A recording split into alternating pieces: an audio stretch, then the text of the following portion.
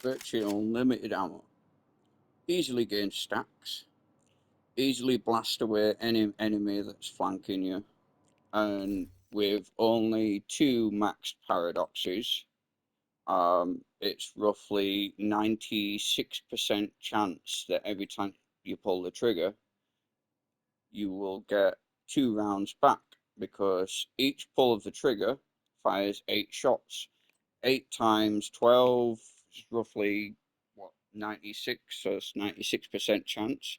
You could have an extra paradox augment, but you'd lose out on the damage from Echo. Not worth it.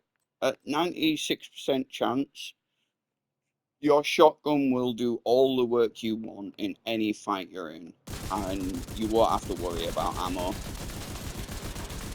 Easy to get your stacks, easy for blind fire, easy to take out enemies, even at escalation tier 10, when your mag has run out in your main weapon. And then there's your main weapon. Look at this.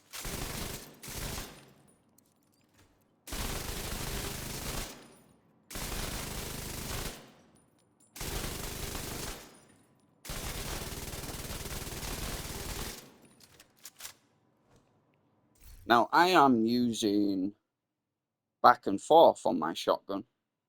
So when my mags run out and there's an enemy pushing, and I don't want to go through the long reload of an LMG,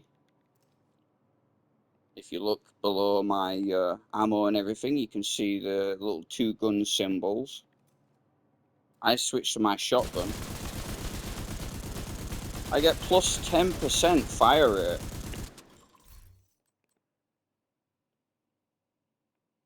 Plus 10% rate of fire and plus 9% damage. And with the stack broker being such a high RPM, and on top of that using salvo, turns this particularly weak shotgun usually into an absolute storm of lead going down range. I mean, that's without back and forth. Let's take off this. That's the stat broker without any fire rate upgrades. It's okay. It's not great. It's a nice shotgun.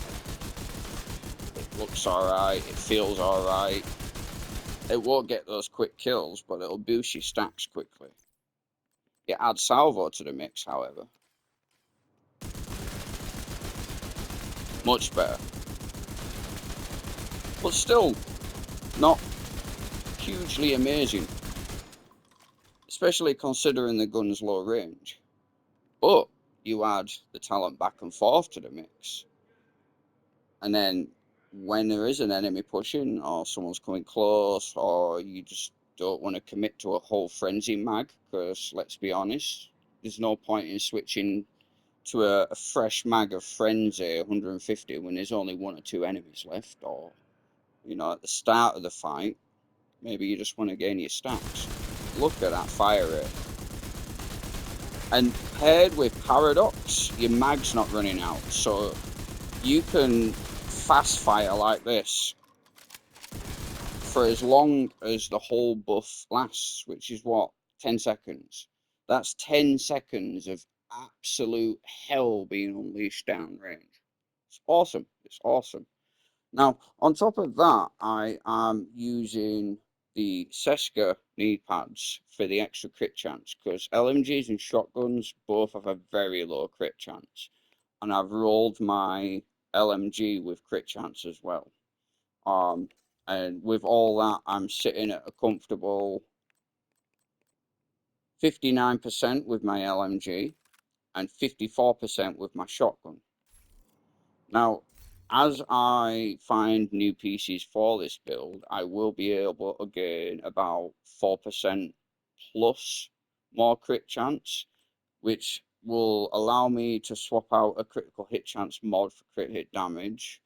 I'll still be above 55% with my LMG. I'll be just below 55 with my shotgun, which that's doable. That's fine. The shotgun is still secondary, even if it has unlimited ammo. It's not my main point of damage. It's my cleanup tool. It's my stack getting tool. It's when I run out of ammo and I'm either waiting for my teammates to kill the last couple of enemies, and I can just defend myself against anything that comes close. Because having that faster fire rate on a shotgun at close range is insane. And on top of the near unlimited ammo, it's so great. And it allows you to just camp, and anything that comes close, you annihilate. You'll always have stacks. Yeah, and the reason as well that instead of focusing on attributes for crit hit chance, and I'm trying to utilize my pieces and my set bonuses for crit hit chance as much as possible, um, it's because with the new prototype gear, right, we can gain 18% crit hit damage on every piece you roll crit hit damage. So you want as many pieces to boost your crit chance, so you can have as many pieces like on you with crit damage as possible. This build I'm running right now, it melts everything, and everything's not maxed. I'm only 12 crit damage on this piece here, so it's still not min maxed, but the build is perfected. It might not be min maxed or optimized, but it's perfected. So it's 4 pieces of echo, 1 piece of amalgam. You only need 1, right? 1 max amalgam is fine. If you look closely at it, it says cooldown 5 seconds. It takes roughly 5 seconds for me to empty my mag, and that 2% is more than enough percentage for it to proc in those 150 bullets I'm putting down range in 5 seconds. More than enough. You don't need more than 1 amalgam. You really don't. On any build, as long as you're putting enough bullets down range, maybe on a slower firing, harder hitting build, you might want a higher percentage. But on a fast firing, build that's throwing lead down range as much and as quick as possible, that 2.3% is more than enough. 1 paradox maxed is enough for you to switch out the stack broker for, say, the sheriff. Now, the sheriff with its 8 rounds in the mag is usually quite hindered by that mag size. It's such a good gun, which is a shame. But with 1 paradox, those 8-9 rounds turn into between 15 and 50, depending, but it makes it much more viable. Now, again, on shotguns, paradox is very powerful. So you only need 1 piece of worn gear to wear paradox, and that way any weapon you equipped is affected by it. And you only need 1 piece. And this one isn't even max. It's only at tier 8. I've got another 1%, which is strong. That 1% carries, like, it's a strong 1%. It's not a small 1%. And with shotguns, because they fire 8 pellets, that 5% turning into 5 times 8. So you've got a much higher percentage. And that's why I say with the stack broker with a max paradox and 1 piece with max paradox, right, that 12% fired through a shotgun turns into 96% chance to get 2 bullets back. So yeah, if you're going to run this build and you're going to use a stack broker, I 100% highly recommend you run it with paradox. And that way you can have the unlimited ammo. And I 100% recommend that out of your 6 pieces of gear, you run 1 paradox and 1 amalgam. That way, any other weapon you equip, like the Scorpio, the Sheriff, whatever, is affected by that paradox, and it's enough for shotguns that it'll work with anything, and it's nice. Amalgam again, on a high fire rate build like the Striker, you only really need 1. On your primary weapon, the MK46 or the other one, what's it, the Para, I can't remember what it's called. Um, anyway, whichever machine gun you go for, obviously Frenzy, definitely Echo. 100%. Um, oh, on a side note, and a really interesting recommendation for you all. I'm sure a lot of you might be wondering, what would one put on one's quick step? Well, believe it or not, the most unused and probably the most throwaway, the one that you'll turn your nose up at the most, grenade radius. So imagine this, you're in a mission and there's an enemy hiding up in a stupid place. You're gonna pull out your grenades and throw them, right? Put grenade radius on your pistol that you're only really using to run quicker, right? Switch to that, and it'll make it. That's the only thing I can think of of use that would go on pistol. So that's my recommendation. Um, yeah. I mean, other than that, the only reason that I prototyped my pistol is so that everything was purple in my inventory. Yeah, yeah. I'm that easily pleased. Um, yeah. So yeah, four pieces with crit damage and echo. One piece Seska for the crit chance with crit chance and crit damage. One piece unit alloy salvo for the rate of fire, again with crit chance.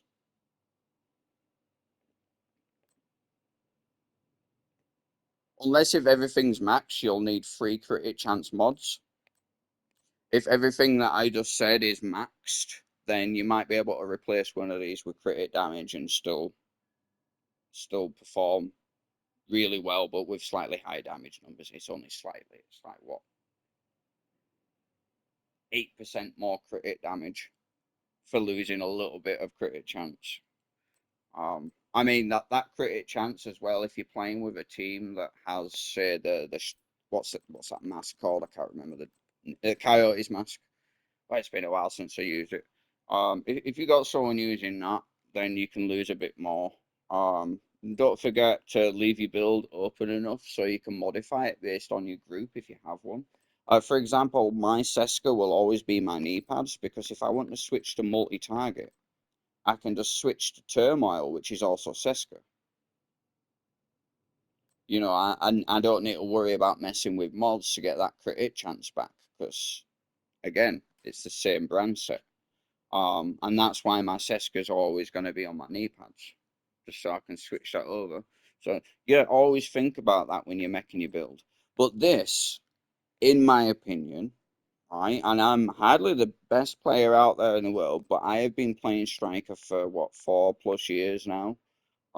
This, in my opinion, is the hardest hitting build for end game escalation and just basically anything in the game. You've got the back and forth buffing your main weapon. You've got the frenzy.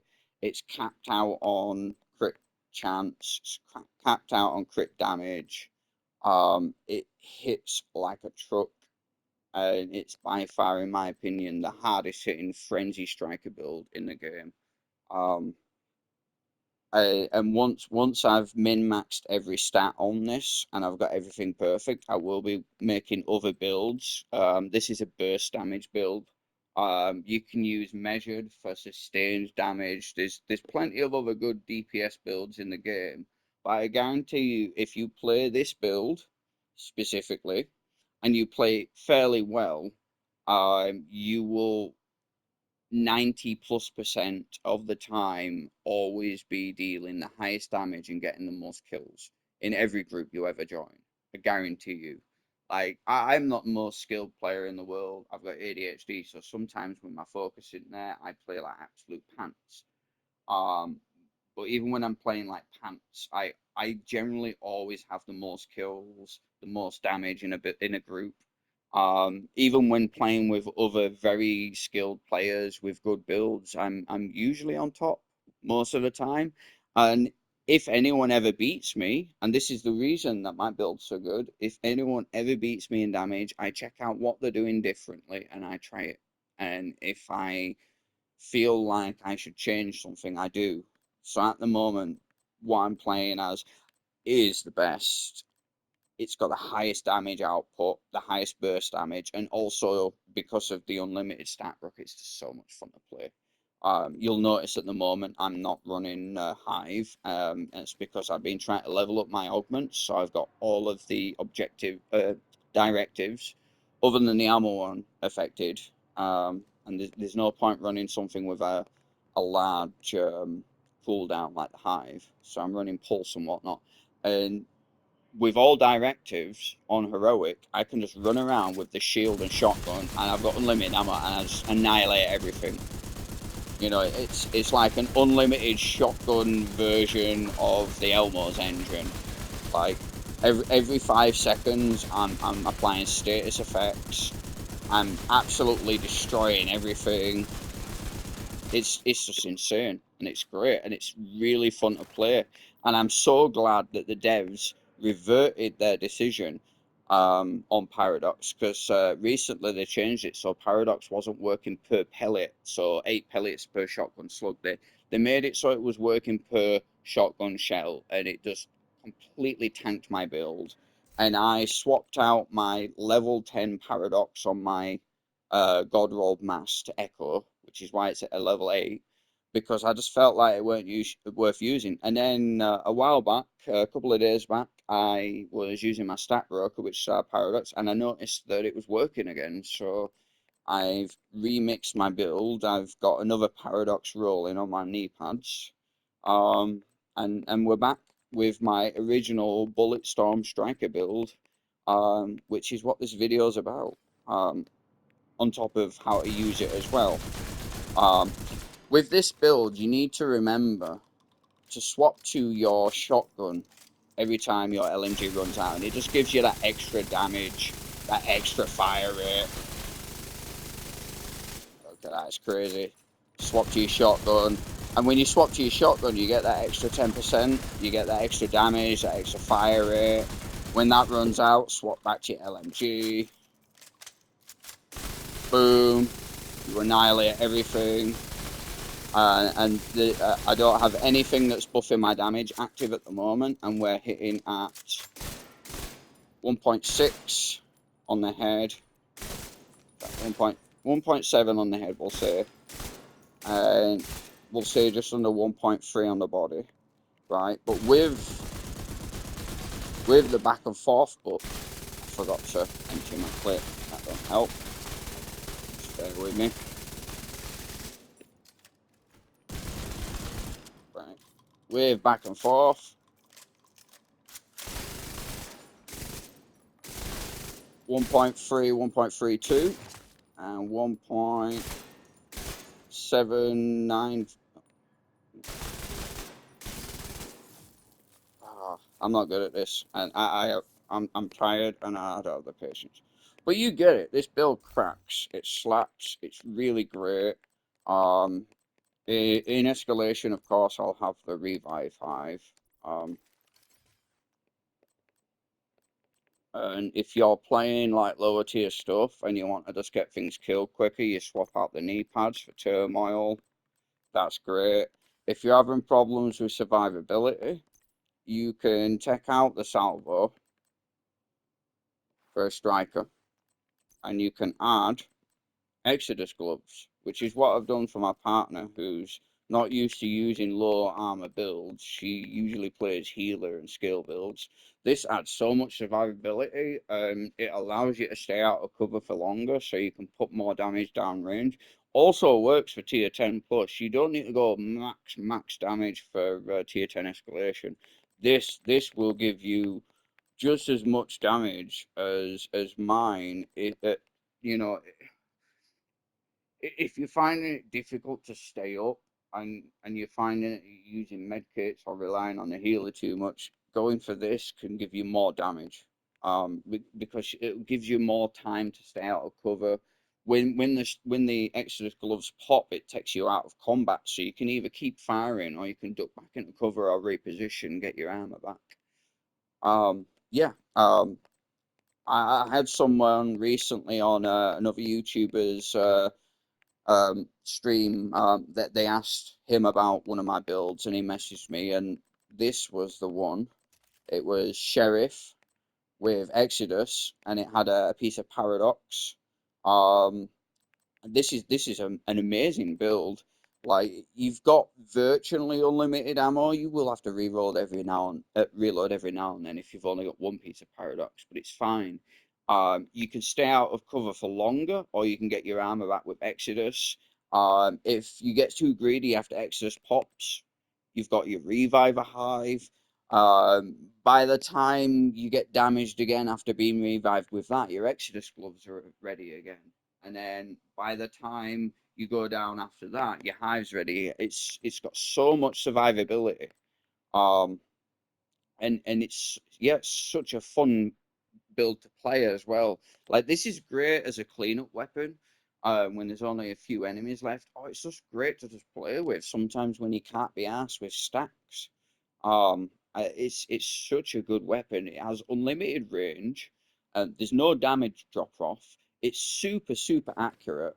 The, I think its only downside is when you're playing tier 10 and you have to keep moving to stop those sacks. You see how the circle's really large, but when you stop moving, it goes smaller.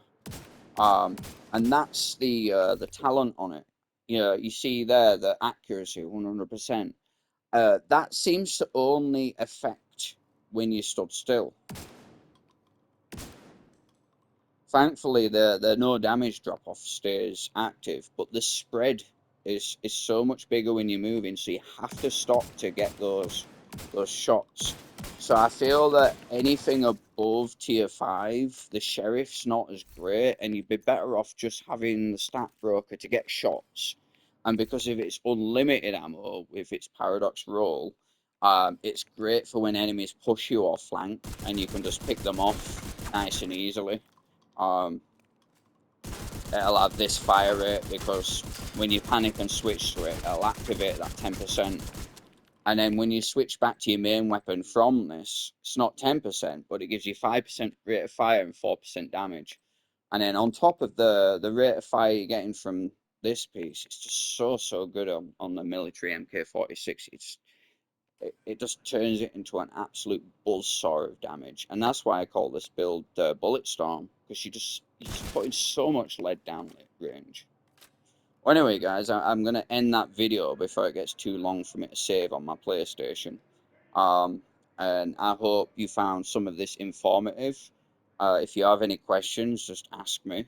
And I'm more than willing to give you an explanation. Or if you're on PlayStation and you want to play with, like I'm always up for new players to play with. You don't need to be geared, you just need to be skilled, have a good mic, and be a good laugh to play with. Um, yeah, just let me know what you think, guys, and have a good one. Take care, agents.